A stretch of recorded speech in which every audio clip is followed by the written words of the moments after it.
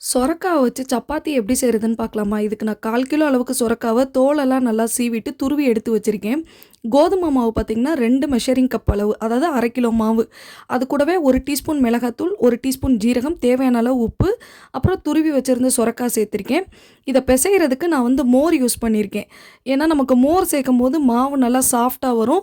சீக்கிரமாவும் நமக்கு சப்பாத்தி சுடுறதுக்கும் ஈஸியா இருக்கும். இப்போ நீங்க இந்த சொரக்காவ துருவி சேர்த்துக்கிறதுனால சேர்த்துக்கலாம், இல்ல அரைச்சு சேர்க்கிறதுனால சேர்த்துக்கலாம். உங்களோட விருப்பம். இந்த மாவ அப்படியே 1 மணி நேரம் அப்படியே மூடி வச்சுருங்க. 1 மணி நேரம் கழிச்சு எடுத்து பார்த்தீங்க அப்படின்னா, நமக்கு நல்லா சாஃப்ட்டா இருக்கும் மாவு.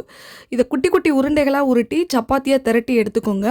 இப்போ தோசைக்கல்ல சூடு பண்ணி நல்லா எண்ணெய் சுத்தி விட்டுட்டு, இந்த சப்பாத்திய போட்டு 2 பக்கமும் நல்லா செவக்க வேக விட்டு எடுத்தீங்க அப்படின்னா, சொரக்கா சப்பாத்தி ரெடி. நீங்களும் கண்டிப்பா ட்ரை பண்ணி பாருங்க. உங்க வீட்டு குட்டீஸ்க்கும் செஞ்சு குடுங்க. இதுக்கு முன்னாடி நான் சொரக்கா தோசை ரெசிபி போட்டிருக்கேன். அதோட லிங்க் கீழ குடுக்குறேன். வீடியோ பிடிச்சிருந்தனா லைக், ஷேர் அண்ட் சப்ஸ்கிரைப் பண்ணிருங்க.